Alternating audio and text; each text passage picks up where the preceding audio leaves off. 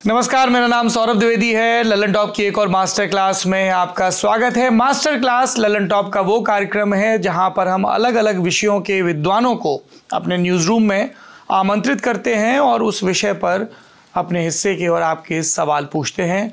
आज की master class अंतर्राष्ट्रीय संबंधों से जुड़ी है, इसलिए दुनियादारी भी लिखा हुआ है। आगे जो आप एपिसोड देखेंगे उसमें मास्टर क्लास बड़ा बड़ा लिखा होगा और दुनियादारी छोटा छोटा लिखा होगा। ठीक है Sajid sir? Lovely. Master class में सबसे पहले मास्टर से परिचय करवा देते हैं। हमारी आज की मास्टर हैं डॉक्टर स्वस्ति राव।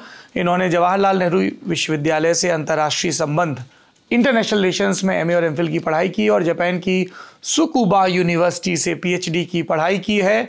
इन्होंने अलीगढ़ मुस्लिम यूनिवर्सिटी में पढ़ाया भी है। इसके अलावा आईडीएसए के साथ भी बतौर फेलो जुड़ी रही हैं। लगातार अलग अलग मीडिया माध्यमों पर अंतर्राष्ट्रीय विषयों पर टिप्पणी करती रहती हैं और आज हमने खास तौर पर इन्हें इसलिए आमंत्रित किया है क्योंकि रूस और यूक्रेन की जंग के 19 नवंबर को 1000 दिन पूरे हो गए हैं। रूस को लग रहा था एक हफ्ते में मामला सलटा लेंगे, मगर ऐसा होना न था। डॉक्टर राव हाल ही में यूक्रेन की एक लंबी यात्रा से लौटी हैं, तो हम इनसे खूब पूछते रहे, अच्छा ये कैसा था, वो कैसा था। फिर मैंने सोचा कि ज्ञान अकेले में लिया जाए तो क्या ही लाभ है, सबके हित का हो तभी ज़रूरी है, इसलिए ये मास्टर क्लास आहूत की जा रही। डॉक्टर राव, बहुत बहुत स्वागत है आपका। धन्यवाद, नमस्कार। ये हमको ये सवाल लिख के दिया गया है कि जब 1000 दिन पूरे हुए 19 नवंबर को, तब आप ओडिशा में थी। जी जी। और ये कैथरीन द ग्रेट ने बसाया था शहर और 90 देशों तक अनाज पहुंचता है। पहले तो आप थोड़ा ओडिशा के बारे में बताइए। हाँ, तो देखिए, पहले तो ये भी समझना ज़रूरी है कि मैं यूक्रेन क्यों गई थी, क्योंकि ऑफ कोर्स मेरी जो ये ट्रिप थी, ये इस तरह से ही मैंने टाइम किया था कि जो 1000 जो दिन पूरे हो रहे हैं, 1000 साल नहीं, 1000 दिन पूरे हो रहे हैं रशिया यूक्रेन युद्ध के, और 2022 के परिप्रेक्ष्य में। वरना तो यूक्रेन में आप जाएंगे तो सब कहेंगे कि युद्ध 2014 से चल रहा है, क्राइमिया के एनेक्सेशन, जब उन्होंने क्राइमिया को हटा दिया था, एनेक्स करके हाँ जी ले लिया था। लेकिन 2022 के अगर आप इसकी टाइमलाइन को माने तो 19 नवंबर को 1000 दिन पूरे हो रहे थे। और मैं बहुत दिनों से, क्योंकि देखिए यूक्रेन जाना बड़ा कठिन है, यूक्रेन जाना आसान नहीं है। कैसे जा सकते हैं यूक्रेन? तो हाँ, सबसे पहले कि जाना कैसे है यूक्रेन। अगर आपको यूक्रेन जाना हो तो सबसे पहले आपको कम से कम 2 वीज़ा की ज़रूरत है। पहला आपको शेंगन वीज़ा चाहिए, जो यूरोप के लिए होता है। जो यूरोप के लिए, क्योंकि यूक्रेन जाने के लिए आपको पहले पोलैंड पहुंचना पड़ेगा। तो पोलैंड पहुंचने के लिए आपको शेंगन वीज़ा चाहिए और उसके बाद यूक्रेन जाने के लिए आपको यूक्रेनियन वीज़ा चाहिए। और ये यूक्रेनियन वीज़ा मिलना भी बहुत आसान नहीं है, इसलिए अच्छे टाइम रहते इसके लिए आपको मतलब प्रयासरत होना पड़ेगा। तो पहले हम दिल्ली से तो डायरेक्ट फ्लाइट है लौट के, आप सीधे वॉर्सो जा सकते हैं। लेकिन फिर वॉर्सो तो राजधानी है पोलैंड की। वॉर्सो जाने के बाद फिर आपको कम 3-3.5 घंटे वॉर्सो से आपको बॉर्डर पे जाना पड़ता है पोलैंड के। और पोलैंड और यूक्रेन जो है वो बॉर्डरिंग कंट्रीज़ हैं। तो बॉर्डर पे तो जैसे बहुत सारे छोटे छोटे टाउन्स हैं, हेल्म है, ऐसे जहाँ से मैं गई थी वो हेल्म है। पिछली बार जब मैं सितंबर में गई थी तो किसी और टाउन से गई थी, मुझे इस वक्त नाम नहीं याद आ रहा। तो ऐसे आप किसी भी टाउन पे, बॉर्डरिंग टाउन पे आपको जाना होगा, जो वॉर्सो से 3.5 घंटे की दूरी पर है। जनरली बसेस चलती हैं। वहाँ पहुँच के फिर उसके बाद वहाँ से आपको ट्रेन लेनी पड़ती है और वो ट्रेन ओवरनाइट ट्रेन आपको फिर कीव पहुँचाती है। और ये जो ओवरनाइट ट्रेन है, ये बड़ा, अगर आपने सेकेंड वर्ल्ड वॉर के समय की पिक्चर्स देखी हो, फर्स्ट वर्ल्ड वॉर की, कि जब पलायन हो रहा था ईस्ट यूरोप से बहुत सारे ज्यूज़ का, सेंटर की तरफ, मतलब सेंट्रल यूरोप की तरफ, वेस्टर्न यूरोप की तरफ, तो आपको ध्यान होगा कि एक मंजर बार बार आता है जहन में, जहाँ पे वो ट्रेन में सफ़र कर रहे हैं और उसके बाद जो नाज़ी ऑफिसर्स हैं वो उनको रात में नॉक करके उनके पेपर्स मांग के चेक करते हैं। हाँ, तो एकदम उसी तरह से वहाँ पे जो बॉर्डर कंट्रोल है वो आपको रात में आपके कंपार्टमेंट पे नॉक करके आपके पासपोर्ट और फिंगरप्रिंट वगैरह लिए जाते हैं ट्रेन में। बिल्कुल ट्रेन में, क्योंकि इमिग्रेशन तो है नहीं ना, क्योंकि एयर स्पेस तो पूरी तरह बंद है यूक्रेन का, मतलब सिविलियन फ्लाइट्स के लिए। तो चाहे मैं हूँ, चाहे प्रधानमंत्री मोदी हो, वो भी उसी ट्रेन से गए थे। तो वहाँ जाने का एकमात्र यही जरिया है। और रात में ये चेक होके और अगले दिन आप सवेरे कीव पहुँचते हैं सुबह सुबह। और उसके बाद फिर आप कीव में जो आपको करना हो करें। बाहर जगह एयर शेल्टर्स हैं वहाँ पर। वहाँ पे क्या कार्यक्रम था जिसके लिए आप गई थी? तो कीव में मैं जिस बार गई थी वो एक कॉन्फ्रेंस में पार्टिसिपेट करने के लिए गई थी, जो क्राइमिया ग्लोबल करके वहाँ पर एक संस्था है और बहुत सारे और जो ऑर्गेनाइजेशन है वो उसको सपोर्ट करते हैं उस कॉन्फ्रेंस के लिए। पर चूंकि मैं इसी रीजन पे स्पेशलाइज करती हूँ, तो उसके पहले मैंने 1 हफ्ता तकरीबन पोलैंड में गुजारा था, पोलैंड के तमाम थिंक टैंक से और पोलैंड के तमाम स्कॉलर्स से बात करके कि भाई इस वॉर में आगे क्या होने वाला है। उस सवाल पे हम आएंगे कि आगे क्या होने वाला है। तो और बस ओडेसा जाने के लिए कीव से फिर से बस लेनी पड़ती है और बिल्कुल सीधी रोड है। कीव जो है वो नॉर्थ में है, ओडेसा जो है वो साउथ में है, तो तकरीबन 6 से 7 घंटे का सफ़र है ओडेसा का। और ये सफ़र करके फिर आप जाते हैं और रास्ते में वो तमाम मील दर मील वो काली मिट्टी आती है यूक्रेन की, जहाँ से Ukraine becomes the bread basket of the world, जो बहुत उपजाऊ है। तो फिर वहाँ तब आप ओडेसा पहुँचते हैं और ओडेसा एक पोर्ट टाउन है। तो अब पहला सवाल तो ये हो गया कि यूक्रेन जाना कैसे है, और अगर आपको लौटना हो तो लौटने का भी एग्जैक्ट यही प्रोसेस है, तो इसलिए समय बहुत लगता है। ओडेसा जो है वो पोर्ट टाउन है, और क्यों इसको समझना ज़रूरी है, देखिए अगर आपको ध्यान हो या दर्शकों को मालूम हो तो यूक्रेन जो है वो बहुत ही बड़ा एक एक्सपोर्ट लेड इकोनॉमी था, और उसका जो सारा एक्सपोर्ट था वो ब्लैक सी के रीजन से होता था। और ब्लैक सी के रीजन में ही क्राइमिया है, जो एक पेनिनसुला था, और क्राइमिया का जो क्वेश्चन है वो बहुत कंटेस्टेड है उस रीजन में। रशियंस क्लेम करते हैं क्राइमिया उनका है, क्योंकि जब 1991 पर जब यूक्रेन आज़ाद हुआ तो उन्होंने, हालांकि उस वक्त क्राइमिया यूक्रेन को दे दिया, लेकिन जो सेवास्तोपोल वहाँ पे एक शहर है वो रशियन ब्लैक सी का हेडक्वार्टर्स है। वो रशियन जो ब्लैक सी मतलब नेवी का वहाँ पे हेडक्वार्टर है। तो 1991 के बाद भी जो अरेंजमेंट था वो यही था कि हालांकि क्राइमिया यूक्रेन के साथ है, लेकिन रशिया जो है वो सेवास्तोपोल को ऑपरेट कर सकता है। और एज अ रिजल्ट रशिया ने उस वक्त भी अपनी वहाँ पे पहुँच बनाने के लिए काफ़ी विस्थापन भी बहुत किया, मतलब जो मेनलैंड रशिया से लोगों को वहाँ पे भेजा। उसके बाद फिर लेकिन अगर आप क्राइमिया के लोगों की बात करें तो जो क्राइमिया के इंडिजिनस लोग हैं उनको क्राइमियन टाटर्स कहते हैं, और ये प्रेडोमिनेंटली यूक्रेन के समर्थन में रहते हैं। तो कई साल के बाद जब 2014 में एनेक्सेशन हुआ क्राइमिया का, तो उसमें जो वहाँ पे पहले तो मतलब अटैक हुआ वागनर और बहुत सारे स्पेशल फोर्सेस के द्वारा, और क्राइमिया जो था उसको मतलब रशिया ने अपनी तरफ ले लिया। और उसके बाद मार्च के महीने में एक रेफरेंडम कराया गया, और उस रेफरेंडम पे जो रशियंस हैं वो कहते हैं कि वो एकदम लेजिटिमेट रेफरेंडम था, और उस रेफरेंडम के अनुसार वो लोग हम रशिया का हिस्सा बनना चाहते थे। लेकिन जो वहाँ के इंडिजिनस लोग हैं, जो क्राइमियन टाटार्स हैं या जो यूक्रेन समर्थक हैं, वो कहते हैं कि पर उसमें किसी भी क्राइमियन टाटार ने तो किया ही नहीं ना, मतलब उसने तो उन्होंने उसको वैलिड नहीं मानते। तो क्राइमिया का क्वेश्चन जो है वो कंटेस्टेड है, हाँ, और अभी भी अनरिजॉल्व्ड है। अगर आप भारत की बात करें या दुनिया के और किसी महत्वपूर्ण देश की बात करें तो कोई भी क्राइमिया को मतलब एक अभी भी डिस्प्यूटेड टेरिटरी ही मानता है। तो बट ओडेसा क्यों इंपॉर्टेंट है, क्योंकि 2022 में जो अटैक हुआ फरवरी में, उसके बाद बहुत सारे इंपॉर्टेंट जो पोर्ट्स थे यूक्रेन के, वो रशिया ने मतलब ले लिए, और उसके बाद जो रह गए उसमें से यही 6 इंपॉर्टेंट पोर्ट्स हैं जिसमें से अपना गेहूं भेज रहे हैं, अभी भी भेज रहे हैं, और उसके बारे में हम लोग बाद में थोड़ा और विस्तार से भी बात करने की जरूरत है। इसमें नोट्स में लिखा है कि जब आप वहां पहुंची तो उसी दिन, उसके एक दिन पहले वहां पे मिसाइल से अटैक हुए थे शहर पे। जिस दिन मैं वहाँ पे पहुँची थी, देखिए आपको ये भी ध्यान है कि क्यों मैंने ये वाला समय चुना था। अगर आपको ध्यान है कि जो बाइडेन के चुनाव हारने के बाद और डोनाल्ड ट्रंप के प्रेसिडेंट इलेक्ट बनने के बाद से एक अलग तरह का एस्केलेशन हमने वॉर में आता देखा, क्योंकि बाइडेन फटाफट हथियार दे रहे हैं उनको। हाँ, बाइडेन अब हथियार नहीं दे रहे हैं, बाइडेन हथियार तो पिछले 3 साल से दे रहे हैं। उन हथियारों के साथ उसमें कुछ रेड लाइन्स थी, जैसे कि उन्होंने अगर अटैकम्स दिए जो बहुत ही पोटेंट लॉन्ग रेंज मिसाइल्स हैं, लेकिन उसके साथ ये बंधन बनाया कि आप deep into the Russian territory या रशियन टेरिटरी को आप नहीं कर सकते।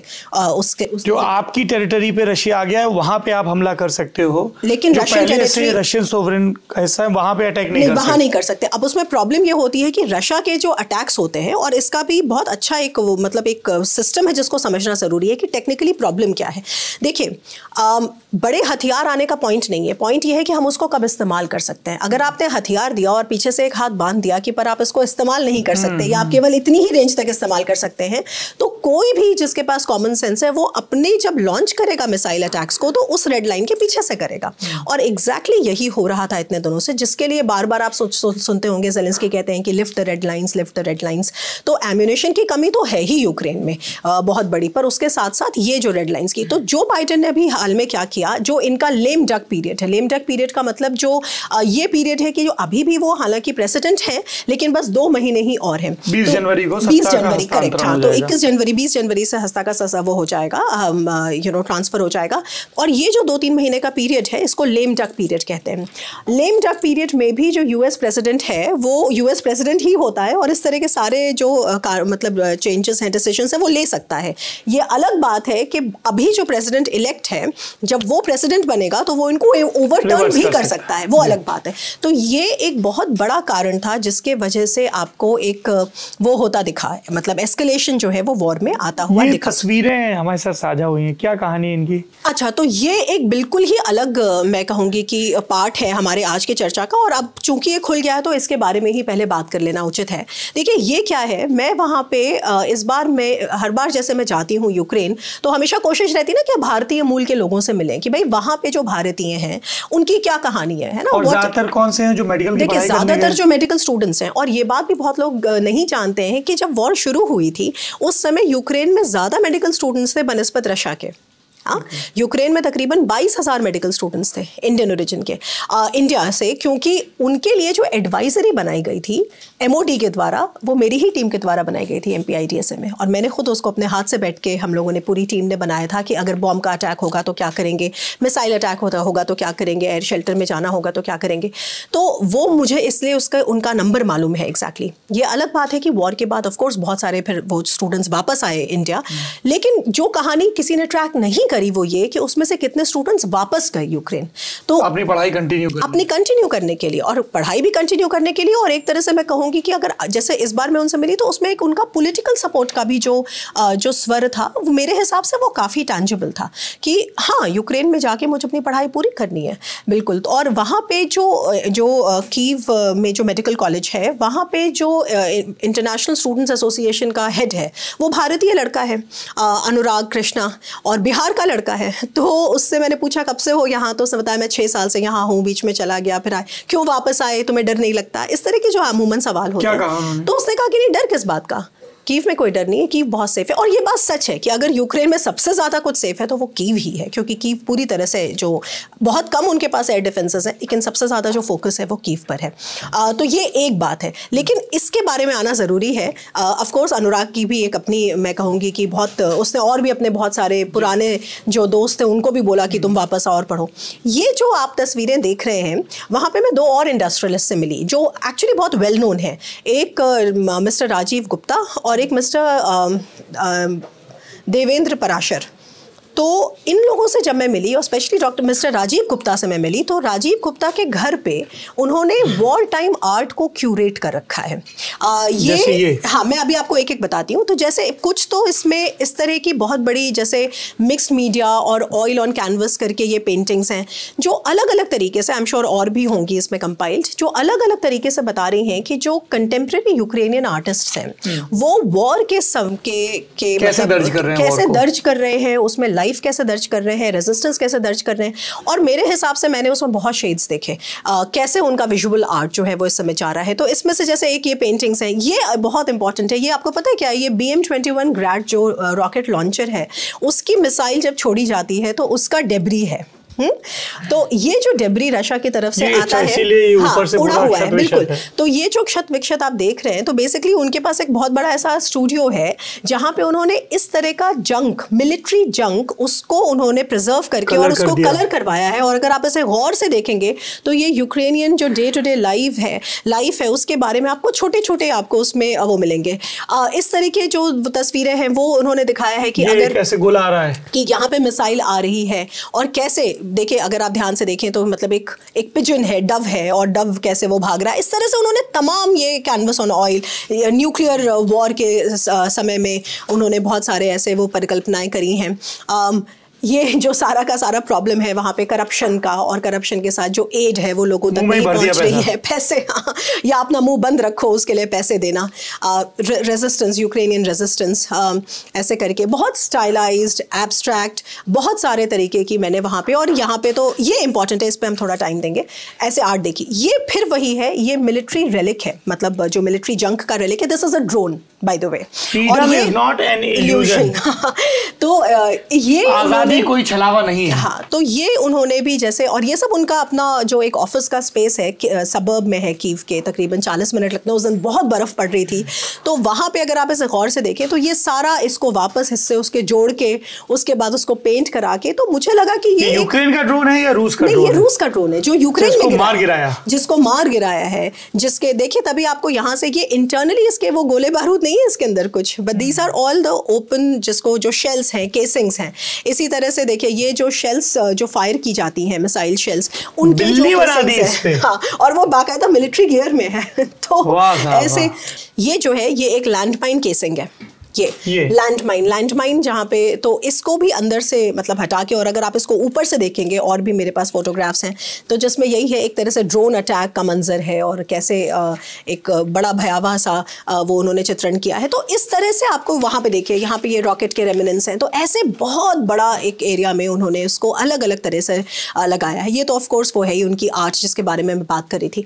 तो कुल मिलाकर अगर मतलब मैं इसको कंक्लूड करूँ, हाँ, मैं पहले इसको कंक्लूड करते हैं, तो ये कुल मिलाकर मैंने कहा कि भाई राजीव, आपका जो ये साइड है, ये साइड तो हमें कभी पता ही नहीं चलता, क्योंकि उनका पर्सनल कलेक्शन है। अच्छा, बाय द वे, राजीव जो है वो ऐसे बिजनेसमैन है सौरभ वहाँ पे, जो अभी तक $500 मिलियन का ह्यूमैनिटेरियन एड बांट चुके हैं पिछले 3 साल में। तो हमें ज़्यादातर जो मीडिया में केवल इसके बारे में बात होती है, ह्यूमैनिटेरियन एड क्या है, वो मेडिसिन्स का वहाँ पे बिजनेस करते हैं। उनके पास बंकर्स हैं जहाँ पे कई 100 लोग एक साथ अपनी जान बचा सकते हैं। वो देखा मैंने जाके, उनके पास मेडिसिन के स्टॉक्स हैं। तो पिछले 3 साल में मतलब जो एक वॉर से जीत रहे हैं ये लोग, और कैसे कब तक जीतेंगे वो। मेरा अगला सवाल भी आपसे यही था कि एक देश जो इतने बरसों से जंग में है, तो वहाँ के लोगों की दिनचर्या, उनकी साइकी, वो क्या है? बहुत ज़्यादा वॉर फटीग है। कोई कहने वाली बात नहीं है कि वॉर से जो एक थकान है वो है, बिल्कुल है। बहुत कम ऐसे परिवार होंगे जिसको आप कह सकते होंगे कि इसको वॉर ने नहीं छुआ है। हर परिवार ऑलमोस्ट, किसी का भाई, किसी का कज़न, किसी का दोस्त, किसी का पति, किसी का पुत्र, मतलब हर लेवल पे आप देखेंगे कि, क्योंकि वॉर, इसमें जो एक अच्छी बात है जो मैंने यहाँ नहीं मतलब कंपाइल करी, कि बहुत सारे ऐसे पोएट्स, बहुत सारे प्ले राइट्स, म्यूजिशियंस, मतलब जो नॉर्मल मिलिट्री लोग हैं उनके अलावा भी थे जो उस वॉर में गए और फिर वहाँ से कभी लौट के नहीं आए। तो थकान है, और वेस्टर्न सपोर्ट के लिए मैं कहूँगी कि ऑफ कोर्स एक तरह का मतलब ग्रेटफुलनेस भी है, लेकिन उस वेस्टर्न सपोर्ट की हिपोक्रेसी से गुस्सा भी है। ये क्या है? जी, ये बड़ा इंपॉर्टेंट है। शुरू में हम ओडेसा के बारे में बात कर रहे थे। देखिए, ओडेसा जो है, और आपने कैथरीन द ग्रेट का नाम लिया था और बाद में बात वहीं रह गई थी। ओडेसा जो शहर है वो एक तटीय शहर है, मतलब समुद्र, बंदरगाह है, और ये ब्लैक सी के तट पर है। ब्लैक सी जो बहुत बड़ा जो काला सागर, हाँ। और ये जो पूरा शहर है, ये शहर कैथरीन द ग्रेट ने बसाया था। कैथरीन द ग्रेट जो थी वो एक रशिया की एक इंपीरियल रशिया के टाइम पे she was one of the rulers. और आज के टाइम में कैथरीन द ग्रेट को कई बार पुतिन इन्वोक करते हैं अपनी स्पीचेस में, जब वो रशिया के ग्रेटनेस के बारे में बात करते हैं। और एग्जैक्टली जो ये स्पॉट है, यहाँ पे जो आपको ये इस तरह से फ्री एज़ोवस्टाल डिफेंडर्स, क्योंकि एज़ोव रीजन के जो लोगों को, अब तो एज़ोव जो है वो रशिया के पास में है, तो एनीवे ये वाला जो पूरा हिस्सा, यहाँ पे कैथरीन द ग्रेट का स्टैचू होता था। और कैथरीन द ग्रेट का स्टैचू जब बहुत अटैक्स बढ़ने लग गए तो वहाँ के लोकल एडमिनिस्ट्रेशन ने यहाँ से हटा के उसको म्यूजियम में शिफ्ट कर दिया, और यहाँ पर एक इस तरह का सिंबल खड़ा कर दिया कि ओडेसा बिलोंग्स टू यूक्रेन, क्योंकि Catherine the Great was anyway it was about the Russian influence. ठीक है, तो ये एक तरह से सिटी के सेंटर में है, और इसके चारों तरफ जो है अब बहुत सारे यूक्रेन में जो लोग वहाँ मारे गए हैं ओडेसा की तरफ से, उनकी एक तरह से उनकी एक स्मृति बनाई है। ये क्या है? ये एग्जैक्टली वो जगह, ये फोटोग्राफ्स मैंने ही ली हैं। ये बैलिस्टिक मिसाइल अटैक के बाद का मंजर है। देखिए, जो बहुत सेंसिटिव जो डिस्ट्रक्शन था वहाँ, तो जाहिर है हमारे जैसे सिविलियंस को, अगर मेरे पास क्लियरेंस नहीं है यूक्रेन मिलिट्री का, तो मैं नहीं जा सकती हूँ। तो कुछ लिमिटेशंस हैं। दूसरा, ना मैं किसी मीडिया हाउस के लिए ऐसे काम करती हूँ कि मेरे पास कोई प्रेस का वो है, लेकिन ऑफ कोर्स मैं वहाँ जा चुकी हूँ तो मैं लोगों को जानती हूँ। तो ये एग्जैक्टली ये जो टाउन्स हैं, ये जो आपको स्ट्रक्चर्स दिख रहे हैं, और ओडेसा का जो आर्किटेक्चर है वो बड़ा मिक्स्ड है। ये सारे आपको देखेंगे कि और इसमें कैथरीन द ग्रेट की बात इसलिए आ रही थी कि देखिए, पुतिन एक तरफ कैथरीन द ग्रेट के बारे में बात करते हैं, पीटर द ग्रेट के बारे में बात करते हैं, रशिया के उन लीडर्स के बारे में बात करते हैं जिनको वो आज एम्यूलेट करना चाहते हैं, जिनको ग्रेटर रशिया का आइडिया जहाँ से वो बार बार इंस्पायर होते हैं। और दूसरी तरफ उसी कैथरीन द ग्रेट का बसाया हुआ जो शहर है ओडेसा, उसके कल्चरल जो रेलिक्स हैं और जो उसके जो ट्रेजर्स हैं, वो सारे इन्हीं हमलों के वजह से जा रहे हैं। ये तो वीडियो है, वो मैंने कहा था, जो एक ब्लैक सॉइल है यूक्रेन की, जो क्यों इतना गेहूं बचता है, क्यों गेहूं बचता है। और ये इसका भी एक रीज़न है, क्योंकि मैंने ये पूछा जब हम लोग जा रहे थे बस से, तो मैंने पूछा कि क्या ये वही मिट्टी है, तो उन्होंने कहा कि हाँ, this is the soil that actually takes care of the hunger of the world. और आपने ये भी देखा होगा डेटा में कि तकरीबन 90 देशों को यूक्रेन से अनाज जाता है। और ये इसलिए भी इम्पॉर्टेंट है क्योंकि ये जो अनाज अब जा रहा है ये ओडेसा से जा रहा है, इसलिए इसका ये एक प्रासंगिकता है। तो अब इसमें सवाल आता है कि भाई ओडेसा से कैसे जा रहा है, क्योंकि इतना ज़्यादा इसमें अब अटैक्स हो रहे हैं। देखिए, ओडेसा में एक बड़ा इंपॉर्टेंट सेंसिटिव रीजन है जिसको पोर्ट इंफ्रास्ट्रक्चर कहते हैं। तो जो पोर्ट इंफ्रास्ट्रक्चर है, आप ये देखिए कि उस सिटी की एक रेजिलियंस की दाद देनी चाहिए कि जहाँ बुलिस्टिक मिसाइल का अटैक हो रहा है, वो ओडेसा जहाँ पे इस्कैंडर मिसाइल से अटैक हो रहा है, बुलिस्टिक मिसाइल का भी इस्तेमाल हो चुका है, कैलिबर मिसाइल का इस्तेमाल हो रहा है, X-31 तमाम मिसाइल्स हैं लगातार वहाँ पे। पिछले 2-3 महीने में तो 100 200 अटैक्स हुए हैं ओडेसा पे। एयर डिफेंसेस वहाँ पे होते हैं बचाने के लिए। कैसे हो रही है? एग्जैक्टली यही है बात जहाँ पे आपको दाद देने की ज़रूरत है कि जो पोर्ट इंफ्रास्ट्रक्चर है 3 ग्रेटर ओडेसा पोर्ट्स का, मतलब ओडेसा, पिवडेनी और एक और चोर्नोमोर्स्क, 3 पोर्ट्स का एक क्लस्टर है जिसको ग्रेटर ओडेसा पोर्ट्स के नाम से जाना जाता है। वहाँ पे जो पोर्ट इंफ्रास्ट्रक्चर की पावर सप्लाई है वो कभी डिस्टर्ब नहीं हुई अभी तक, यानी कि वो अपनी जान लगा के अपने जो सिविलियन पॉपुलेशन को शायद उतना नहीं बचा पा रहे हैं, लेकिन पोर्ट इंफ्रास्ट्रक्चर को वो अभी भी बचा रहे हैं। और वहाँ से ही अब एक नया कॉरिडोर, पहले क्या था कि रशिया और यूक्रेन की एक डील कराई थी टर्की और यूनाइटेड नेशंस ने मिलकर, जिसको ग्रेन डील कहा था। 2022 की बात है, ये वॉर शुरू होने के कुछ दिन की बात, क्योंकि क्या हुआ था कि जो डेवलपिंग कंट्रीज़ है वहाँ पे अनाज की कीमत बहुत ज़्यादा आसमान छूने लग गई थी। तो उस फूड सिक्योरिटी को मतलब इंश्योर करने के लिए एक UN Turkey mediated grain deal थी। लेकिन फिर क्या हुआ कि रशिया ने उस ग्रेन डील से विड्रॉ कर लिया, ये कहकर कि ये जो ग्रेन डील है ये यूक्रेन को फेवर करती है, हमें फेवर नहीं करती। उसके बाद क्या हुआ, रशिया ने पहली बार जो बड़े अटैक्स हुए ओडेसा पर, उसके पहले तो नहीं था ना, ग्रेन डील का जो दौर था वो चल रहा था, पहले बड़े गंभीर अटैक्स ओडेसा पे होने शुरू हुए जुलाई 2023।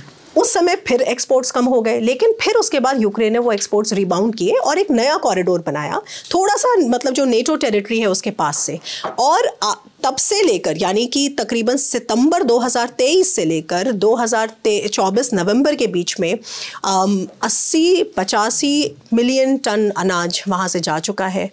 तो ये जो रेजिलियंस है इसके बारे में बात कर रही थी कि ये बहुत इंपॉर्टेंट है, इसीलिए मैं खास तौर पे ओडेसा गई थी कि ओडेसा का वहाँ पे क्या होगा। 11 सवाल हैं जो हमने शॉर्टलिस्ट kiye हैं, तो उनका आप संक्षेप में एक एक करके। पहला सवाल ये है कि 1000 दिन पूरे हो गए हैं, जो बहुत ही लेमैन क्वेश्चन है कि भैया इतने दिन से लड़ाई चल रही है, अब जीतता कौन दिख रहा है? नैरेटिव देखिए, नैरेटिव वेस्टर्न नैरेटिव के अनुसार तो यूक्रेन अपना 1991 बॉर्डर्स लेके रहेंगे, है ना। Ukraine has every right on it's borders, जो टेक्निकली बात भी सही है कि भाई हर देश को अपने टेरिटरी पर अधिकार होता है। खैर, तो नैरेटिव एक वो है कि हम तो यूक्रेन जीत जाएगा और यूक्रेन जो है वो बहुत ब्रेव है लेकिन जीत जाएगा कि नहीं, तो वो नैरेटिव ये है। रशिया का नैरेटिव ये है कि रशिया जो है वो दुनिया का 2nd सबसे बड़ा मिलिट्री सुपर पावर है। रशिया जो है, पुतिन जो है वो मास्टर स्ट्रैटेजिस्ट हैं और रशिया को हराना नामुमकिन है। तो 2 तरह के ये एक एक्सट्रीम पे नैरेटिव्स हैं। सच्चाई तो मेरे हिसाब से ग्राउंड पे ये है कि इस वॉर को फ्रैंकली कोई जीत नहीं सकता, क्योंकि क्वेश्चन टेरिटरी का नहीं है सौरभ। अब अगर आप प्ले करें, क्योंकि ये एक एनिमेटेड ये नक्शा, हाँ मतलब एक नक्शा है, इंटरैक्टिव मैप जिसको कहते हैं। ये नक्शा ये बताता है कि 2024 का जो साल है उसमें रशिया ने टोटल टेरिटरी ली कितनी है। जबकि आप न्यूज़ अगर देखेंगे तो आपको न्यूज़ में तमाम ऐसी बातें सुनने में आती हैं कि रशिया जो है वो डेली यूक्रेन को मार रहा है। मतलब अगर आप प्रो रशिया हैंडल्स को देखें और अगर आप प्रो यूक्रेन हैंडल को देखेंगे तो आपको बिल्कुल उलट पिक्चर नजर आती है। लेकिन अगर आप मैप को देखते हैं तो आप देखिए कि 2024 के साल में टेरिटरी तो बस इतनी ही ली है रशिया ने। यानी अभी भी जिसको डोनियस्क का रीजन है, ये जो पूरा डोनियस्क का रीजन है, अभी भी रशिया को ये पूरा रीजन लेने के लिए जो डोनियस्क में किसका रीजन था? मैं बता रही हूँ देखिए, बेसिकली रशिया ने क्या किया है, यूक्रेन के 4 रीजन्स को, अभी आप क्राइमिया को भूल जाए, वो तो 2014 की बात थी, 2022 में रशिया ने यूक्रेन के 4 रीजन्स को, डोनेस्क के 2 रीजन है, लुगांस्क और डोनेस्क, जो डॉनबास में आते हैं, ये रूस है। हाँ ठीक है, और ये यूक्रेन है। बिल्कुल। ये कुर्स्क का इलाका किस में आता है? कुर्स्क का इलाका रशिया में आता है, और कुर्स्क की मैं के बारे में बाद में बताऊंगी। पहले आप दर्शकों को बस ये बताएं कि ये जो आपको लकीर दिख रही है, ये पूरे यूक्रेन के टेरिटोरियल बॉर्डर्स हैं, और इधर रशिया, ये जंग के पहले के बॉर्डर है। ये जंग के पहले के बॉर्डर है। अब इसमें सोवरेन स्टेट जो, हाँ, इसमें से जो आपको ये छोटा सा ऐसे धारीदार इलाका दिख रहा है गुलाबी रंग का, ये जो है ये वो जोन है जो 2022 के लड़ाई के पहले से सेपरेटिस्ट के कंट्रोल में था। हाँ, रशिया के समर्थक जो सेपरेटिस्ट हैं, ठीक है। ये वाला जो आपको धारीदार हिस्सा दिख रहा है, और ये क्राइमिया का हिस्सा है जो 2014 में रूस ने ले लिया। 2022 की लड़ाई में बेसिकली क्या है, ये जो अब आपको बाकी लाल लाइन दिख रहा है हिस्सा, ये इसमें बेसिकली 4 रीजन्स हैं। एक डॉनबास का हिस्सा है जिसमें 2 रीजन्स हैं, डोनेस्क और लुगांस्क। डोनेस्क आपको दिख रहा है यहाँ पे, ठीक है। एक हेरसोन और एक ज़ैपोरिशिया, ठीक है। ये 4 हिस्सों को रूस ने कॉन्स्टिट्यूशनल अमेंडमेंट करके अपनी टेरिटरी घोषित कर दिया कि अब ये रूस का हिस्सा है। हाँ, अभी रूस ने वो टेरिटरी जीती नहीं थी, बीच में ही कर दिया था, इस आत्मविश्वास से कि टेरिटरी तो हम जीत ही लेंगे। ये बात भी 2022 के आसपास की बात है, 2022 या 2023 के आसपास की होगी बात जी। हुआ ये इसके बाद, और बाकी जो यूक्रेनियंस ने इसमें वहाँ पे रेजिस्टेंस जो है वो करनी शुरू करी कि नहीं, हम इतनी आसानी से नहीं लेने देंगे। और ये बात भी बहुत एक अचंभे की बात है, स्पेशली जो मिलिट्री एस्टैब्लिशमेंट के लोग हैं, कि दुनिया की दूसरी सबसे बड़ी मिलिट्री ताकत आफ्टर ऑल वागनर के फाइटर्स को लाके क्यों लड़ रही है, और उसके बाद फिर अब प्रिजनर्स को निकाल के क्यों लड़ रही है, अपने प्रिजन से प्रिजनर्स को ले आके, नॉर्थ कोरिया से सोल्जर्स बुला के क्यों लड़ रही है, नॉर्थ कोरिया से सोल्जर्स को बुला के क्यों लड़ रही है भाई? क्योंकि ये सबसे बड़ा, क्योंकि रूस के बारे में भी जो हमको इन्फॉर्मेशन मिलती है वो शायद उसी प्रोपेगेंडा का हिस्सा है, क्योंकि सच्चाई वहां पे वो नहीं है।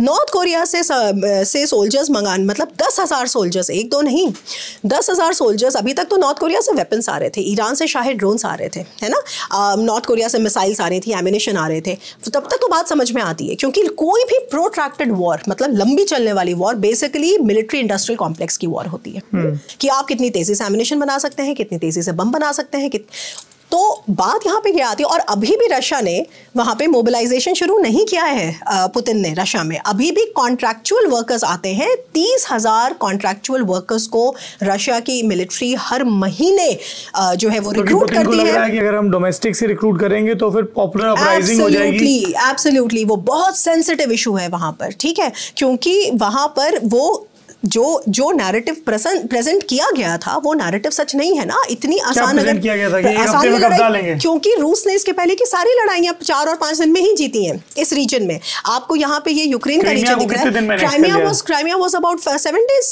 5 days, 7 days, not more than that, ठीक है, पूरा ये करके। इसके पहले फिर से कर लेंगे जॉर्जिया में, तो इसके पहले 2008 में लड़ाई हुई थी। जॉर्जिया में 2 रीजन है, अब्खाजिया और साउथ ईस्ट एशिया, 1 हफ्ते की लड़ाई, ठीक है। 2008 की लड़ाई हो, 2014 की लड़ाई हो, तो 2020-22 में भी वही माइंडसेट था। तो वेरी क्विकली अब यहाँ पे इस समय प्रॉब्लम ये है कि लड़ाई यहाँ पे चल रही है, और अब अगर आप उस एनिमेटेड मैप को दिखाएंगे तो आपको मैं बताना चाहती हूँ कि आफ्टर ऑल क्यों नहीं जीत पा रहा है रूस, क्योंकि रूस का जो एडवांसमेंट का रेट है वो बहुत स्लो है।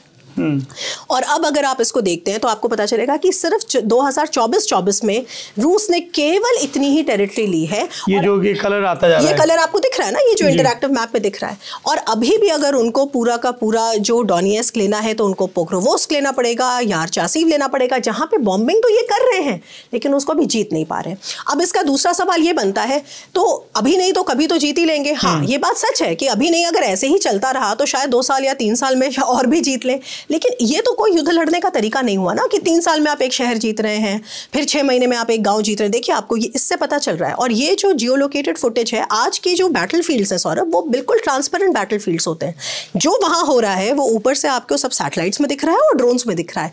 तो ये किसी तरह का प्रोपेगेंडा नहीं है, ये जो है वो सबको दिख, हाँ, ये सबको दिख रहा है। ये बताइए, नॉर्थ कोरिया से क्यों बुलाने की जरूरत पड़ी, उसका क्या असर होगा? तो 2-4 जो 2024 में सब सोच रहे थे कि ट्रंप आएगा और वॉर रोक देगा, ये एक बड़ा कन्वीनियंट सा एक नैरेटिव जो था वो चल रहा था कि देखो यूक्रेन के तो दिन लदे हुए हैं, अभी वो आएगा और रोक देगा। इसके बीच में 2-4 बहुत ही मैं कहूँगी कि बड़े गलत निर्णय लिए रूस ने, जो नहीं, और जो ये, और मुझे लगता है 100% कि प्रेसिडेंट पुतिन को पता है कि ये निर्णय सही नहीं है, लेकिन शायद ये उनकी मजबूरी दिखाता है कहीं ना कहीं। नॉर्थ कोरिया से इस तरह का अरेंजमेंट करना कि नॉर्थ कोरियन जो मिलिट्री के लोग हैं वो आए यहाँ पे, इससे हमें ये पता चलता है एक तो बेकार में आपने जो आर्ग्यूमेंट था कि यूरोपियन थिएटर अलग है। देखिए, जो ट्रंप में जो प्रो चाइना हैं, जो चाइना हॉक्स हैं, जो ट्रंप के साथ और मागा का जो ग्रुप है, उनका आर्ग्यूमेंट क्या है यूक्रेन? अरे बहुत सारे पारिभाषिक शब्द आ गए प्रोफेसर साहिबा। अरे एक मिनट, हाँ, ये आपका रोज का काम है भाई, हम लोगों का नहीं है। मागा, हॉक्स, ये सब मैं बता रही हूँ। देखिए, बेसिकली अमेरिका में 2 गुट हैं। एक गुट है वो कहता है कि यूक्रेन को सपोर्ट करो, क्योंकि अमेरिका, यूक्रेन को सपोर्ट करना अमेरिका के प्रभुत्व के लिए बड़ा अच्छा होगा। प्रभुत्व के लिए अच्छा है, आपके हथियार वहां बिक रहे हैं, पॉइंट 2, और रूस आपका परंपरागत दुश्मन है। तो आप रशिया को लॉन्ग टर्म लीड कर रहे हैं, आपका एक वहां पे दबदबा कायम होगा, एटसेट्रा एटसेट्रा। दूसरा जो वहां पे ग्रुप है वो कहता है कि भाई देखिए, ये वॉर आप जीत तो पा नहीं रहे है ना, लगे हुए हैं, आपने इतने हथियार भेज रहे हैं, ठीक है, लेकिन आप जीत तो पा नहीं रहे हैं। और दूसरी बात है, रशिया हमारे लिए आज उतना बड़ा चैलेंज ही नहीं है जो अपना यहाँ पे समय बर्बाद कर रहे हैं। समय हमें फोकस करना है चाइना पे। हाँ। और इसके इस जो लाइन ऑफ थॉट के जो बड़े इंपॉर्टेंट कुछ एडहिरेंट्स हैं, उसमें से जॉन मेर्शाइमर हैं, जो शिकागो में प्रोफेसर होते थे, एमेरिटस प्रोफेसर। और ये लोग कहते हैं, या आपने एक एल्ब्रिज कॉल्बी करके आपने एक स्कॉलर का नाम सुना होगा, ये कहते हैं कि नहीं, the main threat is China. Why are you wasting your time?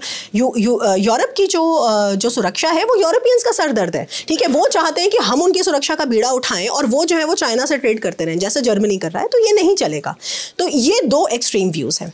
मैंने इसको कई बार, आपका क्या मानना है? हाँ, मेरा ये मानना है कि इस एक्सट्रीमिटी में दोनों में कुछ प्रॉब्लम्स हैं। पहली चीज, ठीक है, जो कहते हैं कि जो यूक्रेन वॉर को सपोर्ट करने से अमेरिकन जीडीपी पे बहुत नुकसान आ रहा है, वो गलत है।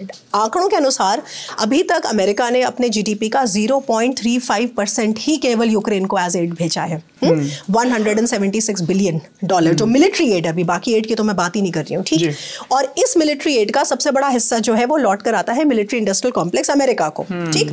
तो मेरा बहुत दिनों से मैं इस बात को आर्ग्यू कर रही हूँ कि ट्रंप आने के बाद एड नहीं काटेंगे। उसके 2 कारण हैं। पहला कारण तो ये है कि ट्रंप जो है वो कहते हैं मेक अमेरिका ग्रेट अगेन, और वो ट्रांजैक्शनलिस्ट, वो उनका हिसाब किताब, और उसके लिए अमेरिका में चीजें बनती रहे, मिलिट्री इंडस्ट्रियल कॉम्प्लेक्स चलता रहे। पहली चीज। दूसरी चीज जो ट्रंप का ये है, जो एक बात और भी एक इंपॉर्टेंट बात जिस पे किसी का ध्यान नहीं जाता, देखिए, बाइडेन जो एड भेजते रहे हैं यूक्रेन को, वो लार्जली किस सोर्स के थ्रू भेजते रहे हैं? वो भेजते रहे हैं प्रेसिडेंशियल ड्रॉडाउन अथॉरिटी।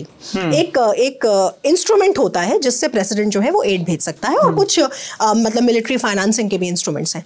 लेकिन बाइडेन ने एक अग्रीमेंट किया था यूक्रेन के साथ जिसका नाम था लेंड लीज अग्रीमेंट, जिसको आज तक अभी एक्टिवेट नहीं किया गया। ट्रंप आएंगे तो उसी लेंड लीज अग्रीमेंट को एक्टिवेट करेंगे, फ्री लंच को बंद करेंगे और इसको ट्रांजैक्शनिस्ट बनाएंगे, क्योंकि लेंड लीज अग्रीमेंट के तहत ये सारा का सारा जो पैसा है ये यूक्रेन को लौटाना पड़ेगा। और इसके मध्य में, इसके मतलब in the midst of this, जो अमेरिकन मिलिट्री इंडस्ट्रियल कॉम्प्लेक्स को फायदा होगा वो अलग। तो ये 2 कारण तो सबसे मोटे कारण थे जो मेरे दिमाग में शुरू से थे। एक तीसरा कारण जो किसी के दिमाग में नहीं था, वो नॉर्थ कोरिया ने भेज दिया अपने इनको भेज के, सोल्जर्स को भेज कोरिया और अमेरिका की मोहब्बत तो जग जाहिर है। दूसरा सबसे बड़ा इससे जो चेंज हुआ, शिफ्ट हुआ, वो ये कि यूरोपियन थिएटर और इंडो पैसिफिक थिएटर इंटरलिंक हो गया। क्योंकि अब क्या है कि इंडो पैसिफिक मतलब प्रशांत महासागर और हिंद महासागर के इलाके, जिसमें नॉर्थ कोरिया आ जाता है। जी। तो अब अभी तक तो ये था कि भाई यूरोप की लड़ाई वहां है, हमारी लड़ाई यहाँ है। अब तो ये इनएक्सट्रिकेबली लिंक हो गया ना। अब इस लिंकिंग के बाद तो ये आर्ग्यूमेंट बड़ा मुश्किल हो जाता है कि फिर तो ये जो एक्सेस है, वेस्ट एशिया में एक ईरान है जो डिस्टेबलाइज कर रहा है हुतीज, हमास और हिजबुल्ला के द्वारा। नॉर्थ कोरिया यहाँ पे इंडो पैसिफिक में डिस्टेबलाइज कर रहा है चाइना के साथ। उधर यूरोप में रशिया डिस्टेबलाइज कर रहा है। तो ये जो क्रिंक एक्सेस है, जो शुरू में लोग बड़े दबे स्वर में बोलते थे, China, Russia, Iran, north Korea, जो वेस्टर्न लेड ऑर्डर को चैलेंज कर रहा है, उसका नॉर्थ कोरिया का वॉर ज्वाइन करने से तो जो रहा सहा संशय था वो भी दूर हो गया। और फिर साउथ कोरिया उसकी तो टेंशन बढ़ गई होगी। तो साउथ कोरिया तो कह ही रहा है कि हम तो वहां पे आपको सारे के सारे हथियार भेजेंगे। उसने तो अपने एमिनेशन डिपोज खोल दिए यूक्रेन के लिए, और क्या। तुम्हारा दोस्त नॉर्थ कोरिया, हम तुम्हारे दोस्त फिर हैं। और केवल यूक्रेन के लिए नहीं, जो यूरोपियन देश थे जो अभी तक केवल ये कह रहे थे कि भाई हमको ट्रंप आ जाएगा तो हमको हमारे ऊपर बहुत बोझ आएगा, नॉर्थ कोरिया के इन्वॉल्व होने के बाद से उन्होंने कितने परिवर्तन अपने पॉलिसीज में कर दिए। तो ये जो वॉर हम सोच रहे थे कि अब खत्म होगी या धीमी पड़ेगी, आपको उसमें जो तेजी आती दिख रही है उसके पीछे ये सब कारण। आपने कहा पॉलिसी चेंज, एक पॉलिसी चेंज पे लोगों का और ध्यान गया जो कि पुतिन ने की, न्यूक्लियर। हाँ बिल्कुल, उसका रिस्पांस पुतिन ने दिया। बिल्कुल देखिए, आप पुतिन तो चुप नहीं बैठेंगे, पुतिन भी तो after all he also has to live up to his reputation. तो सबसे पहले जो ये 2 डिसीजंस आए, मतलब जो बाइडेन का लॉन्ग रेंज मिसाइल्स को अलाउ करना, मतलब डीप स्ट्राइक के लिए अलाउ करना, यूक्रेन ने क्या किया कि 24 घंटे के अंदर उसको अटैक कर भी दिया। मतलब अटैकम्स को आप रशियन टेरिटरी के अंदर इस्तेमाल कर सकते हैं, ये आया मतलब अनाउंस हुआ और उसके 24 घंटे के अंदर यूक्रेन ने उन अटैकम्स को इस्तेमाल कर भी दिया। ठीक, और ऑलमोस्ट उसके 2-3 घंटे के पहले तक रूस ने एक रिस्पॉन्स दिया अपनी न्यूक्लियर डॉक्ट्रिन को रिवाइज करके। अब इसमें 2 बातें हैं, एक टेक्निकल एक रेटोरिकल। जो टेक्निकल बात है वो ये कि रूस ने उन कंडीशंस को रिवाइज किया है जिनके तहत एक न्यूक्लियर अटैक अब किया जा सकता है, और जाहिर है कि अब उसका थ्रेशोल्ड जो है वो और लो कर दिया गया है। रेटोरिकल क्या है? रेटोरिकल ये है कि बेसिकली इसका जो मतलब इसका जो उद्देश्य है वो ऑफ कोर्स वेस्ट को डराना है कि देखो हम ब्लफ नहीं कर रहे हैं, आप जिस तरह से ये रेड लाइंस क्रॉस कर रहे हैं उससे हम आपके ऊपर अब हमने अपनी न्यूक्लियर डॉक्ट्रिन को भी रिवाइज कर दिया है। तो ये 2 इसके कंपोनेंट्स हैं, लेकिन इन दोनों कंपोनेंट्स का बिल्कुल भी लिहाज ना करते हुए ज़ेलेंस्की ने उसके सिर्फ 2 या 3 घंटे बाद ही अटैकम्स मिसाइल का पहला इस्तेमाल करके और रशिया के अंदर एक बहुत बड़े एमिनेशन डिपो को टारगेट किया, और उसी के कुछ घंटे के बाद स्टॉर्म शैडो मिसाइल्स, जो British made storm shadow missiles हैं, उनका इस्तेमाल करके कुर्स्क के रीजन पे Russian command and control centre पे अटैक किया।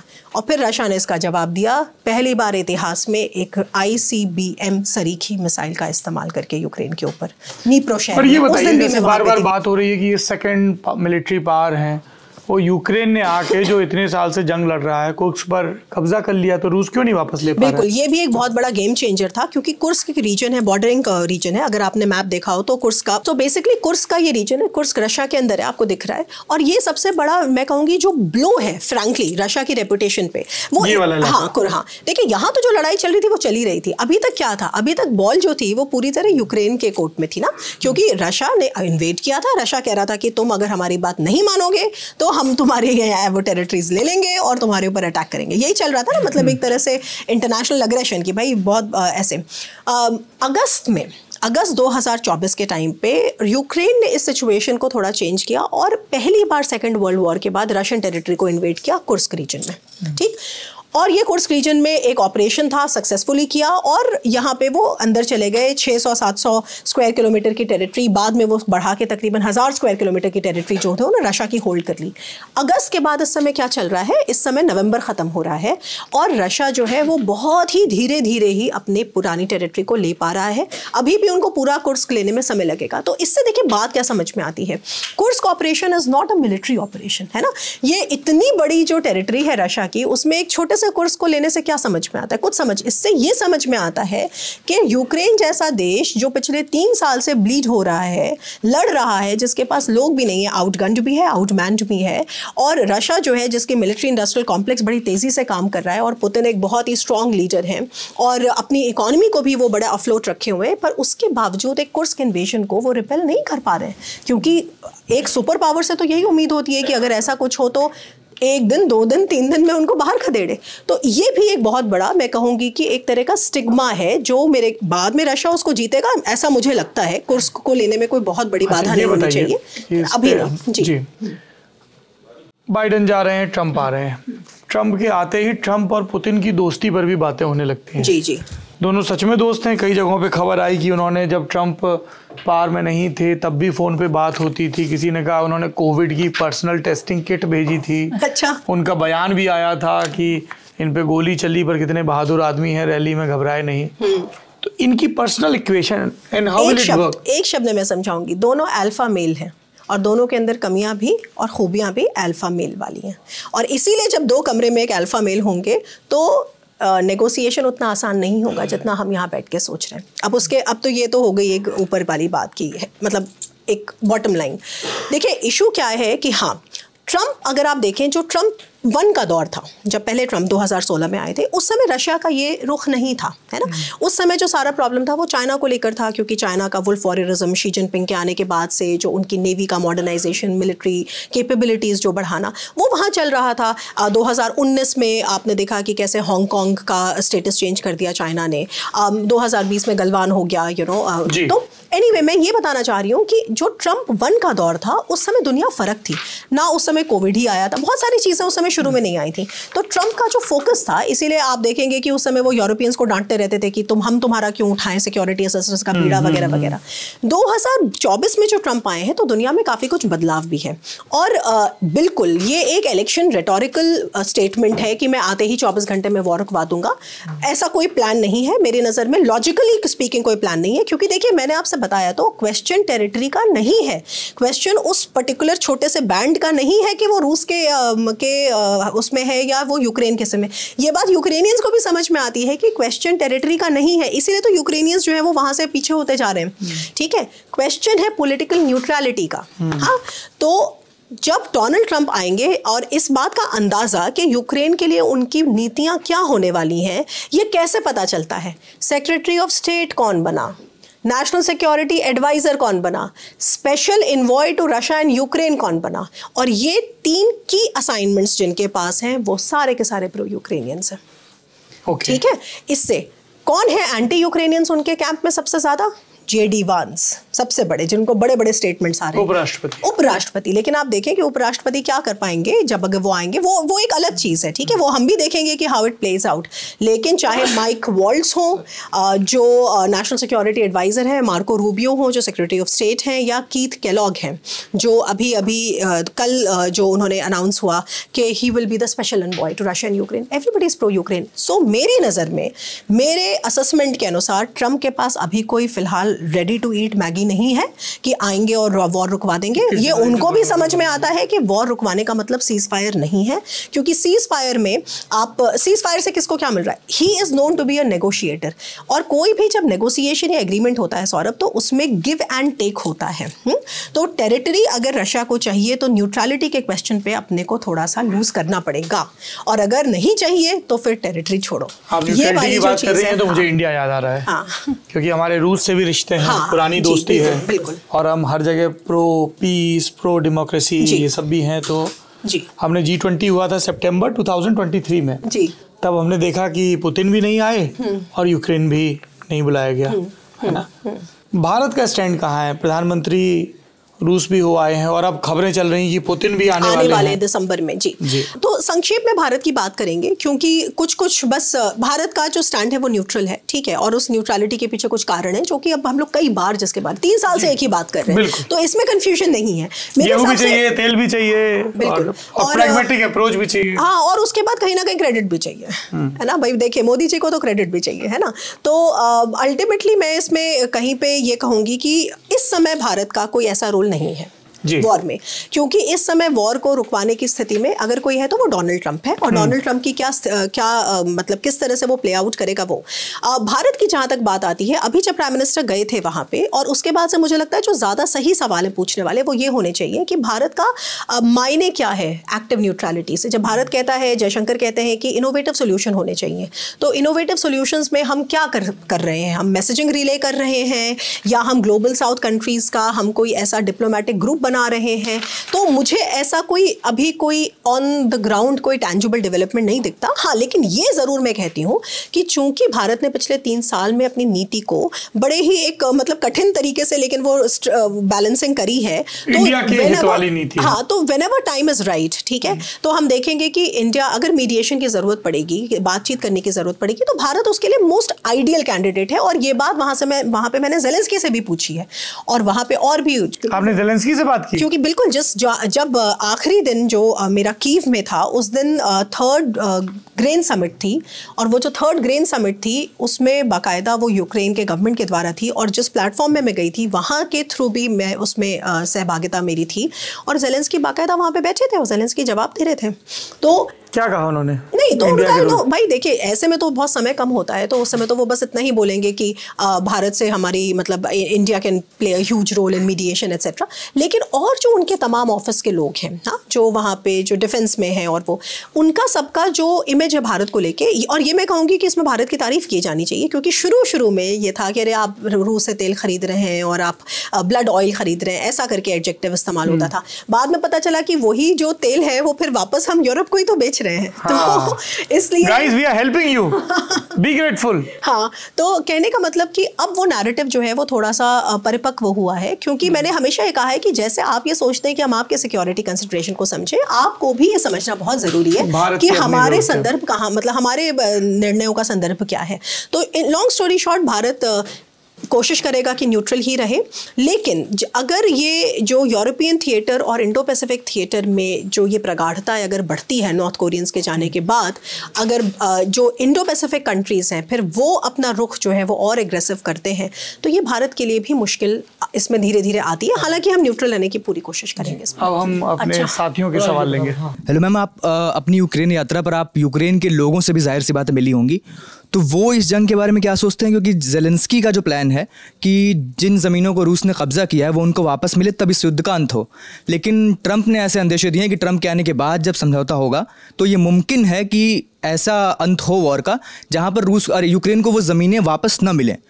तो लोगों का क्या मानना है? क्या वो चाहते हैं कि युद्ध का अभी अंत हो जब ज़मीनें न मिली हों, या फिर एक बार पूरा सारी ज़मीनें वापस मिल जाएं तभी अंत हो? जी देखिए, एक बात मैंने बार बार अभी मास्टर क्लास में बोली थी जब हम बात कर रहे थे कि क्वेश्चन अभी टेरिटरी का नहीं है, टेरिटरी नहीं वापस आ रही है, ठीक है, इसमें कोई दो राय नहीं है। क्यों? इसलिए नहीं क्योंकि रूस ने जो किया वो सही है, बिल्कुल भी ऐसा नहीं है, it's a फ्लैग्रेंट violation of international law. इसलिए किसी भी देश ने अभी तक इनको रिकॉग्नाइज नहीं किया है रशियन टेरिटरीज के अनुसार। लेकिन क्वेश्चन यहाँ पे कैपेसिटी का है और क्वेश्चन अगले फ्यूचर का है। यूक्रेन के अनुसार यूक्रेन के पास कैपेसिटी नहीं है मिलिट्री रूप में उन टेरिटरीज को वापस लेने की। ये अलग बात है कि रेटोरिक ज़ेलेंस्की की बहुत दिनों तक रही है, क्योंकि वो हमेशा ये कहते हैं 1991 बॉर्डर्स इंक्लूडिंग क्राइमिया, 1991 बॉर्डर्स।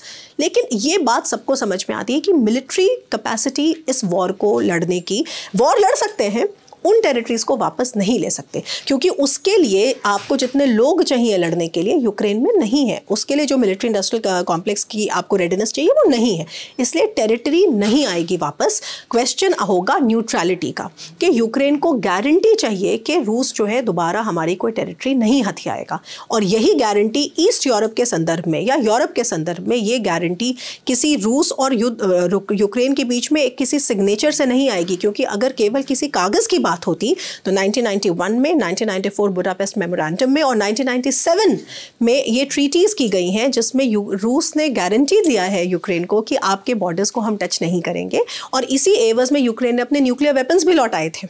लेकिन इसके बावजूद हमने देखा कि 2014 और 2022 में क्या हुआ। तो इसलिए वहां पे जब गारंटीज की बात आती है तो यूक्रेन की अपेक्षा है कि कम से कम नेटो जैसी गारंटी मिले। नेटो क्या उनको वो गारंटी देगा ऐसी स्थिति में? मुझे इस पे डाउट है। इसीलिए ये जो वॉर है अल्टीमेटली इसका क्वेश्चन जो है वो पॉलिटिकल लेवल पे तय होगा। जहाँ तक आपका और उसका जवाब इस समय मेरे पास नहीं है, वो ट्रंप जब आएंगे और उनके रवैये से पता चलेगा। लेकिन टेरिटरीज का जो क्वेश्चन है वो टेरिटरीज वापस नहीं आ रही, ये वहाँ के लोगों को भी वो कहते नहीं है, वो कहते हैं कि हम होप अपनी जारी रखना चाहते हैं, और लॉन्ग टर्म उनका पर्सपेक्टिव ये है कि इस वॉर में एक बात जो हमने डिस्कस नहीं की, इस वॉर का जो इकोनॉमिक असर रशिया के ऊपर पड़ रहा है वो भी बहुत बुरा पड़ रहा है। तो आपको बस ये दिखता है कि आउटपुट इसलिए ज़्यादा है क्योंकि मिलिट्री इंडस्ट्रियल कॉम्प्लेक्स बहुत अच्छा काम कर रहा है, लेकिन जो मैक्रो लेवल पे जो सोशो इकोनॉमिक पॉलिसीज हैं वो बहुत सफ़र कर रही हैं। अभी आप गूगल करेंगे अगर आप रूबल की वैल्यू, तो वो बिल्कुल 103 या 104 रूबल इस समय है $1। अगर आप गूगल करेंगे गैज़प्रॉम के शेयर्स की वैल्यू, बहुत नुकसान भी रशिया को हो रहा है। तो यूक्रेनियंस का ये सोच है कि भाई अभी तो नहीं, लेकिन क्या पता पुतिन के बाद हम ऐसी सिचुएशन में हों कि हम उन टेरिटरीज को वापस लें। इन फोर्सिएबल फ्यूचर नहीं, the territories Ukraine will have to give territory. Thank you ma'am. Hello ma'am, मेरा नाम प्रशांत है। 22 नवंबर को रशिया ने ICBM का यूज़ किया था और उसमें ये भी बोला गया कि वो MIRV multiple independently targetable re entry vehicle वाली टेक्नोलॉजी का यूज़ किया गया था। तो क्या जंग इस हद तक पहुंच गई है कि रशिया को अब न्यूक्लियर वॉरहेड इस्तेमाल करना पड़ेगा? और क्या इसी लाइट में वो जो न्यूक्लियर डॉक्ट्रिन में चेंज किया गया है पुतिन द्वारा, तो वो क्या इसी लाइट में किया गया है? वेरी क्विकली, न्यूक्लियर डॉक्ट्रिन का जो अपग्रेडेशन था, ठीक है, वो आया था बाइडेन के अलाउ करने के बाद, मतलब लॉन्ग रेंज मिसाइल्स को डीप स्ट्राइक करने के लिए अलाउ करने के बाद वाले डिसीजन पर आया था। जो ICBM का पहली बार इस्तेमाल हो, और आपको मैं उस दिन भी यूक्रेन में थी और उस दिन पूरा दिन हमने एयर शेल्टर में बिताया। उस दिन मैं ओडेसा में थी और सवेरे से यही हो रहा था कि बैलिस्टिक मिसाइल्स इस बार आई हैं, और इस बार केवल बैलिस्टिक मिसाइल नहीं, बहुत सब आता है, क्योंकि वो बहुत एडवांस टेक्नोलॉजी आपको, आपका जो एयर अलर्ट है उसमें आता है, ड्रोन अटैक है या मिसाइल अटैक है, स्कैंडर है, बैलिस्टिक है, ICBM, सब कुछ आता है, ठीक है। तो हमें एक अंदाजा होता है कि भाई मरने के चांसेस और जीने के चांसेस कितने कितने हैं। तो उसी हिसाब से लोग होते हैं जो कुछ कफन बांध के फिर भी कॉफ़ी पीने के लिए निकल जाते हैं, और हमारे जैसे लोग जिनको आदत नहीं है वो तुरंत एयर शेल्टर जाते हैं। तो ये अलग बात है। ICBM का इस्तेमाल इसलिए हुआ क्योंकि जैसे मैंने कहा कि ज़ेलेंस्की ने तुरंत इस डिसीजन के आने के 24 घंटे के अंदर अंदर 2 बड़े बड़े स्ट्राइक्स किए रशिया के ऊपर। एक बहुत बड़े एम्युनिशन डिपो पे किया ब्रियांस्क रीजन में। दूसरा जो स्ट्राइक था, जो स्टॉर्म शैडोज़ का इस्तेमाल किया, जो ब्रिटिश मेड स्टॉर्म शैडोज़ हैं, उनसे कुर्स्क जो एक रीजन है जिसको भी दिया है, वहाँ पे रशिया के कमांड एंड कंट्रोल सेंटर पे किया, जिसमें रिपोर्ट्स के मुताबिक और जो टेलीग्राम चैनल्स हैं, क्योंकि इनको कोई ऑफिशियल चैनल के थ्रू ये नहीं आता, उसमें 18 रूसी ऑफिसर्स और 4 नॉर्थ कोरियन ऑफिसर्स जो हैं वो मारे गए टेलीग्राम चैनल्स के अनुसार। और जो ICBM का अटैक है वो उसके लिए दिखाने के लिए हुआ, और ये भी दिखाने के लिए कि वी आर नॉट ब्लफिंग। लेकिन एक चीज़, ये जो ICBM का इस्तेमाल हुआ, 2-3 क्वेश्चंस उसमें आए। पहली बात कि आप नेक्स्ट डोर नेबर के लिए इंटर कॉन्टिनेंटल बैलिस्टिक मिसाइल का इस्तेमाल क्यों करेंगे, तो आप डरा रहे थे, इट्स अ सिग्नल। दूसरी चीज़, वो न्यूक्लियर टिप्ड नहीं था, उसका जो वॉरहेड था वो न्यूक्लियर टिप नहीं था, वो रशिया के एक माइट को दिखाने के लिए था कि वी आर नॉट ब्लफिंग। लेकिन उससे नुकसान किसको हुआ? नीप्रो शहर पे वो हुआ, और नीप्रो शहर पे एक फैक्ट्री, देखिए नीप्रो शहर जैसे ओडेसा जो है वो पोर्ट इंफ्रास्ट्रक्चर के लिए जाना जाता है और गेहूं और इसके निर्यात के लिए जाना जाता है, वैसे ही नीप्रो जो है वो ऐसा शहर होता था, सोवियत टाइम्स में मिसाइल्स बनती थी वहाँ पे। तो जिस फैक्ट्री को टारगेट किया वो वहाँ पे मिसाइल्स बनाने की फैक्ट्री थी। कोई खास नुकसान नहीं हुआ क्योंकि वहाँ पे मिसाइल बनाने की फैक्ट्री थी, तो वहाँ बंकर्स बहुत सारे हैं। कुल मिलाकर मैं कहूँगी कि ये डैमेज के लिए नहीं, ये सिग्नलिंग के लिए था। लेकिन बाद में रशिया ने ये क्लियर किया कि ये एक ICBM नहीं था, एक तरीके का वेरिएंट था उसका। तो अगर बात को कंक्लूड किया जाए तो ये रशिया ने दिखाया कि भाई आप अगर सोचते हैं कि हम ICBM या उसके जैसी कोई मिसाइल नहीं यूज़ कर सकते तो ऐसा नहीं है। लेकिन जो क्रिटिक होगा वो कहेगा, तो फिर उसका मतलब क्या बनता है? पड़ोसी के ऊपर कौन ICBM छोड़ता है? अगर आप वॉर ही जीतना चाहते हैं तो वॉर जीतने का तो इतना बड़ा विंडो आपके पास है, क्योंकि यूक्रेन में तो नुकसान बहुत ज़्यादा हो रहा है और यूक्रेनियंस लड़ते लड़ते बहुत थक भी चुके हैं, ये बात भी सच है। पर इसके बावजूद अगर रशिया मिलिट्री रूप में वॉर नहीं जीत पा रहा, तो नैरेटिव्स का जो प्ले है वो दोनों साइड है मेरी नज़र में। मैंने तो अपने ग्राउंड रिसर्च में। बट मेरा सवाल ये भी था कि क्या सिचुएशन ये आ गई है कि रशिया न्यूक्लियर वॉरहेड छोड़ेगा? नहीं, मेरे हिसाब से ये सिचुएशन नहीं आएगी। इसके पीछे कारण क्या है कि ऐसा कोई डैमेज नहीं है यूक्रेन में जिसको प्राप्त करने के लिए रशिया को एक न्यूक्लियर वॉरहेड छोड़ना पड़े। कन्वेंशनल वेपन से रशिया उतना ही नुकसान कर रहा है, ज़्यादा नुकसान कर रहा है। लेकिन एक बार अगर न्यूक्लियर वेपन आप छोड़ देते हैं ना, तो आपके ऊपर एक ठप्पा लग जाएगा कि सेकेंड वर्ल्ड वॉर के बाद आप पहले ऐसे पागल देश थे जो एक न्यूक्लियर पावर था और उसके बावजूद उसने एक न्यूक्लियर वेपन जो था वो छोड़ा। और ऐसे में सबसे पहले जो सपोर्ट खींचेगा वो चाइना खींचेगा, क्योंकि चाइना ने इस बात को भी बैक चैनल से कई बार क्लियर किया। भारत कोई भी देश हो, न्यूक्लियर अटैक की दृष्टि में, और न्यूक्लियर अटैक से कोई ऐसा नुकसान वो नहीं कर सकते यूक्रेन का जो कन्वेंशनल वेपन से नहीं कर सकते। तो वो लेबल मुझे नहीं लगता। और देखिए, सबसे बड़ी बात जो मज़े की है, nuclear weapons are useful till the time they are not used. क्योंकि न्यूक्लियर वेपन्स का जो काम है वो डराने का है, वो गेम ऑफ चिकन है, जो पहले स्वर्व करेगा। अगर लड़ गए तो वो तो खराब हो जाएगा। Fear, exactly. अब मैम, जब ट्रम्प की जीत हुई तो पुतिन का बयान आया था, वो बोले थे कि अब हम दोनों देश के रिश्ते नॉर्मलाइज करने के लिए बातचीत के लिए रेडी हैं। तो क्या ट्रम्प के आने के बाद हो सकता है कि रूस और अमेरिका के जो रिश्ते इतने तल्ख चल रहे हैं वो उसकी बर्फ़ पिघले और वो फिर से उनके रिश्ते नॉर्मलाइज हो जाए? ऐसा हो सकता है क्या? हाँ, नहीं, नहीं होने को क्यों नहीं हो सकता। देखिए बिल्कुल, अगर इस वॉर का एक निपटारा हो जाए और ऐसे सेंस में जिसमें कि भाई देखिए ट्रम्प को भी ना जाए, मैंने कहा ना 2 अल्फा मेल्स हैं, ठीक है। ट्रम्प किसी भी केस में एक ऐसी सिचुएशन पुतिन के लिए नहीं बनाएंगे कि जिसमें पुतिन टेक्स इट ऑल, है ना। मैंने कहा 2 अल्फा मेल ऐसे नहीं करेंगे कि विक्ट्री जो है पूरी एक किसी की हो, जीरो सम गेम नहीं होगा तो कोई डील करनी पड़ेगी जिसमें कुछ पुतिन को भी देना पड़ेगा। तो ऐसे केस में नॉर्मलाइजेशन कैसे होता है, देखिए उसके बहुत सारे चरण आएंगे। पहले तो हम देखेंगे कि हो क्या रहा है। जहाँ तक मेरी नज़र है, जो मुझे समझ में आता है, वो कोशिश करेंगे डील करने की, पुतिन उसको मानेंगे नहीं, क्योंकि ये मेरा कहना नहीं है, ये उन लोगों का कहना है जिनको पुतिन ने अभी भी अपॉइंट किया है, जिनका मैंने 3 नाम लिया था, जो secretary of state, national security adviser और special envoy to Russian Ukraine. अगर आप इनके बयानों पे जाएंगे तो वो कहते हैं कि नहीं, आपको यूक्रेन को पहले और वेपन्स देने होंगे ताकि वो रशिया को बाध्य कर सके एक नेगोशिएटिंग उसके लिए, ठीक है। अब होता क्या है ये तो हमें ट्रम्प के आने के बाद ही पता चलेगा, लेकिन अगर सिचुएशन अगर सेफ तरीके से अगर इवॉल्व करती है तो क्यों नहीं सामान्य होने चाहिए। मतलब फिर उसके बाद धीरे धीरे जो तमाम सैंक्शंस लगे हुए हैं, वो सैंक्शंस को उठाने को लेकर वो ये सब ये जो है ना वो कैरेट की तरह इस्तेमाल किया जाएगा रशिया के ऊपर। लेकिन इसका कोई गारंटी नहीं है कि ट्रम्प आएंगे और सब ठीक हो जाएगा। हालांकि आपने ये भी देखा दुनिया में कि अगर आप रशिया की वॉर स्ट्रैटेजी को देखते हैं तो वो भी इसी तरफ है कि ट्रम्प के आने के पहले जितना हो सके वो ज़मीन ले लो।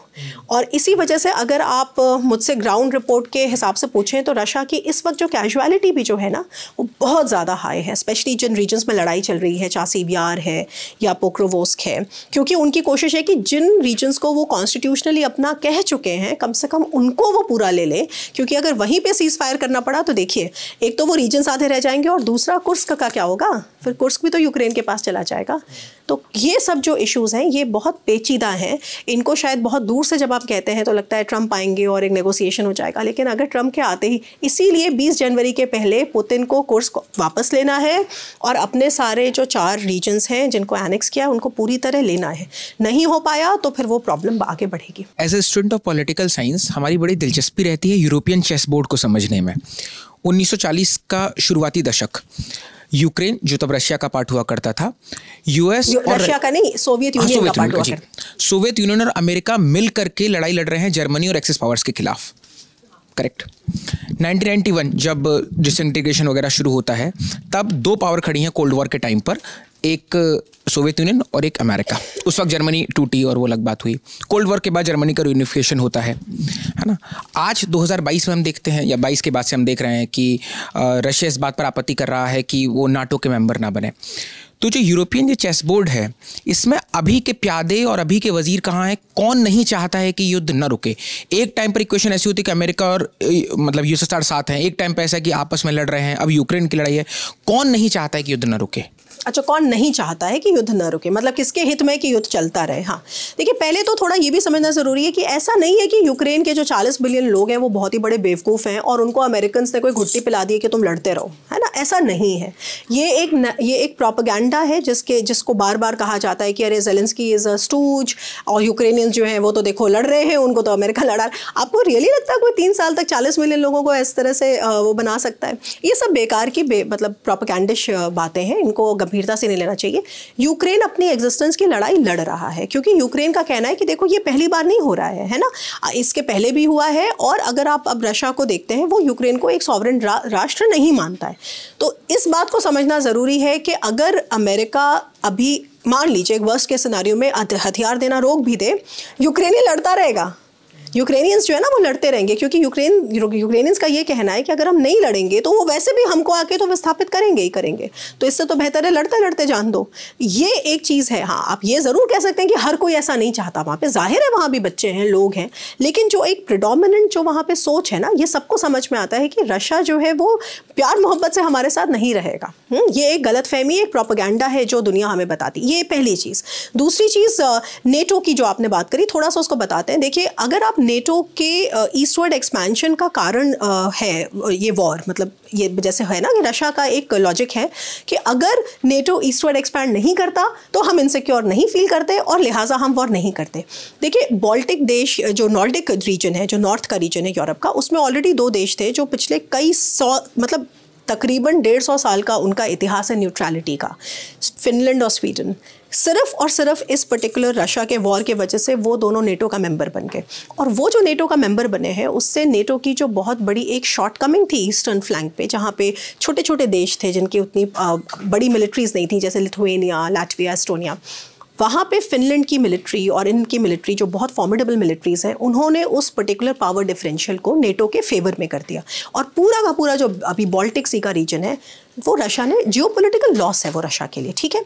इसी वजह से आप देखते हैं कि अभी ब्लैक सी के रीजन में रशिया इतना ज़्यादा लगा हुआ है। तो नेटो का ईस्टवर्ड एक्सपेंशन केवल एक कारण है, एकमात्र कारण नहीं है।